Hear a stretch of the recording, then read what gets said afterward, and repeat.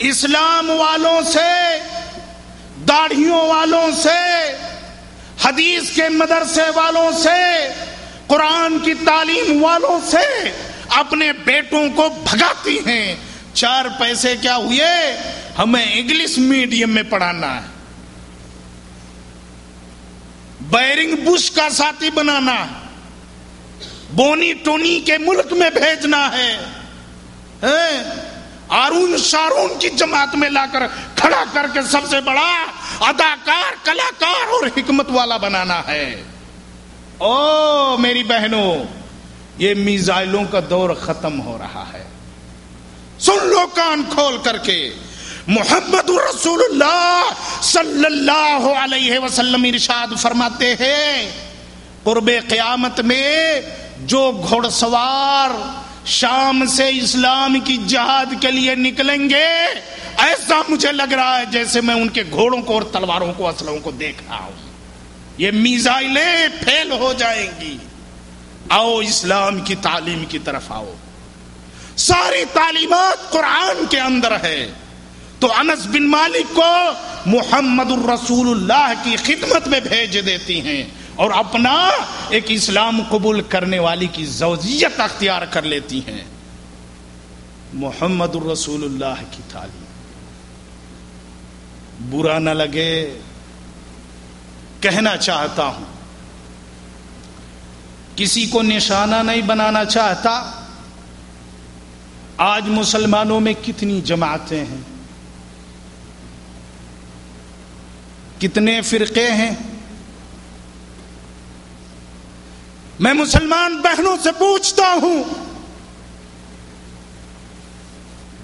کہ کیا تم نے بھی کسی صحیح العقیدہ والے شخص، مولوی، عالم، فاضل کے پاس یا مراکز اسلامیہ سعودی عرب میں اپنے چھوٹے نونہال بچوں کو بھیجا تاکہ کوئی یہودی کل مستقبل میں اسے یہودی نہ بنا دے، اسے اسلام کی، اپنے رب کی، اپنے نبی کی، اپنے خلفائے راشدین کی، اپنے اماموں کی اور اسلام کی حقیقت کی پہچان ہو؟ اس غرض سے کبھی کسی سینٹر میں کسی صحیح العقیدہ عالم کے پاس بھیجا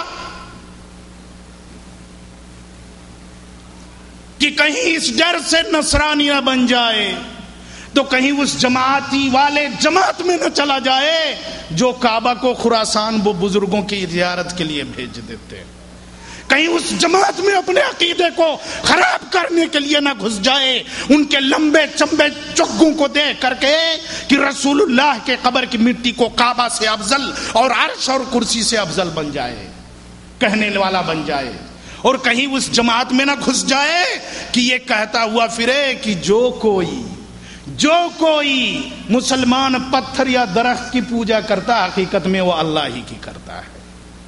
ارے مسلمان بیٹیوں، اسلام کی شہزادیوں، میری پیاری بہنوں، چاروں طرف سے اسلام پہ یلغار ہے، اور کہیں قبر پرست نہ بن جائے کہ کہنے لگے کعبہ کو جب دھلتے ہیں اسی وجہ سے ہم اپنے قبر کو بھی دھلتے ہیں، اور کہیں صوفیوں کی جماعت میں نہ ہو جائے کہے بندہ بذاتے خود خدا ہے، خدا اللہ ہے، جب وہ سجدہ کرتا ہے تو اپنے ہی لیے کرتا ہے۔ اپنے ایمان، اپنے عزت و آبرو اور اپنے تمام امور کی حفاظت تم کر سکتی ہو اس وقت جب محمد الرسول اللہ صلی اللہ علیہ وسلم کے اطاعت اور ان کی سنت پہ عمل پیرا ہوگی۔ یہ نہیں کہ ہم تو فلاں امام کے ماننے والے ہیں، آمین نہیں کہیں گے۔ یہ جھگڑے عبادتوں میں بھی شروع ہو گئے مسلمانوں میں۔ میری بہنوں، آؤ میں تمہیں دلیری کی باتیں بتاتا ہوں۔ غزوہ احد ہے، احد کا مقام ہے۔ ایک عورت جنگ ختم ہونے کے بعد احد کی میدان کی طرف بڑھتی چلی جا رہی، بنو دینار قبیلے کی ہے۔ ایک آدمی آ کے کہتا ہے تیرا بیٹا، تیرا باپ، تیرا بھائی سب کے سب شہید ہو گئے ہیں، اس دنیا میں تینوں میں سے کوئی نہیں رہا۔ رنج اور فکر اور غم انسانی فطرت ہے. انا للہ و انا الیہ راجعون پڑھتی. آج کتنے مسلمان بچوں کو،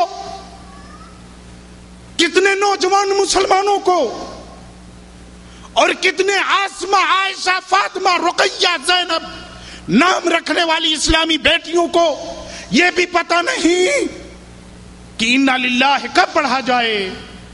مسلمان کو ہر مصیبت آنے پہ انا للہ و انا الیہ راجعون پڑھنا چاہیے. اگر کسی آدمی کے سامنے پڑھ دیں کسی دوسری مصیبت میں تو پوچھتے ہیں کیا کوئی مر گیا؟ حضرت عائشہ رضی اللہ تعالی عنہا امام کائنات کے ساتھ بیٹھی ہوئی ہیں، طاق پہ چراغ رکھا ہوا ہے، ہوا کا جھونکا آ رہا ہے اور چراغ بجھ جا رہا ہے. محمد الرسول اللہ صلی اللہ علیہ وسلم کہتے ہیں انا للہ و انا الیہ راجعون. عائشہ صدیقہ رضی اللہ تعالی عنہا بڑے اچنبھے سے دیکھتی ہیں. اللہ کے رسول صلی اللہ علیہ وسلم کہتے ہیں مسلمان پہ جب بھی کوئی مصیبت آئے انا للہ پڑھنا چاہیے. یہ تعلیمیں ہم نہیں دیتے کیونکہ ہمارے گھروں میں چینل لگے ہوئے ہیں یہود و نصارہ کے. اگر میں کہہ دوں یہ ڈس رکھنے والوں سے تمہارے گھر میں تو طائف ناچتی تھی، طوائفہ کوٹھے والی ناچ رہی ہے، تمہارے گھر میں تو شراب بھی پیا جاتا ہے، اللہ گواہ ہے روڈ پہ مجھے مار ڈالے گا. لیکن کیا یہ جھوٹ ہے؟ یہ ٹیبلوں کے ذریعے تمہارے گھروں میں جہاں پہ قرآن تم نے گرد جمنے کے لیے اس ریسیور کے اوپر رکھ دیا ہے اسی کے نیچے کیا طوائف نہیں ناچتی؟ کیا تمہارے بچوں کے عادات بگاڑ کر کے اسلام سے کفر کی طرف موڑنے کے لیے ہیرو ہیروئن کو شراب پیتے ہوئے نہیں دکھایا جاتا ہے؟ کیا ہیروئنوں کو انڈر ویئر میں نہیں دکھایا جاتا ہے؟ مسلمانوں مجھے بتاؤ، اسلام کی بیٹیوں تم مجھے بتاؤ، یہ تم نے کہاں سے جائز قرار لیا ہے؟ کیا کوئی محمد پہ ایمان لانے والی صحابیہ تابعیہ تبع تابعیہ گانے سنا کرتی تھی؟ معاذ اللہ. کیا کسی کے گھر میں کوئی صحابی گانے سنا کرتا تھا؟ اگر نہیں تو تم نے یہ خباثتیں کہاں سے پالی ہیں؟ پھر یہود و نصارہ سے دشمنیاں ہیں؟ کیسے مسلمان؟ کس لیے مسلمان؟ کہے کہ مسلمان کیا سنا نہیں محمد الرسول اللہ کے احکامات ان گانوں کے بارے میں، ناچوں کے بارے میں ہیں؟ میرے بھائیوں اور میرے ساتھیوں اور میری بہنوں، ہوش میں آؤ، ورنہ نہ تم منہ دکھانے کے لائق رہو گی اور نہ تو رب کائنات کے سامنے حساب و کتاب دینے کے لائق رہو گی. کیا حدیث بھول گئے محمد الرسول اللہ کی؟ قیامت کے دن میدان محشر میں سے جب تک 4 چیزوں کا سوال نہ کر لیا جائے گا کسی کا قدم نہیں اٹھے گا. مال کہاں سے کمایا، کدھر خرچ کیا؟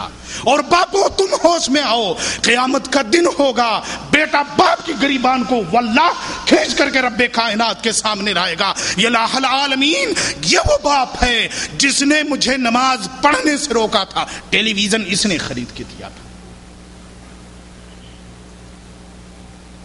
ڈش اس نے لگا کے دیا تھا، یہ کیمرے جو تصویریں حرام ہے، حرام جس کے حلال ہونے کی کوئی گنجائش نہیں اسلام کے اندر، یہ کیمرہ ہدیے میں نے مانگا تھا. یہ میرا باپ نہیں، یہ میرا دشمن ہے. اور حقیقت میں ایسے لوگ اپنے اولاد کے دشمن ہیں.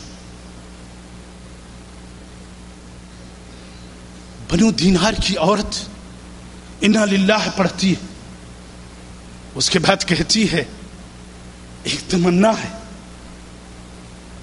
ایک تمنا ہے. وہ تمنا یہ ہے، میرے کان سننے کے لیے تڑپ رہے ہیں،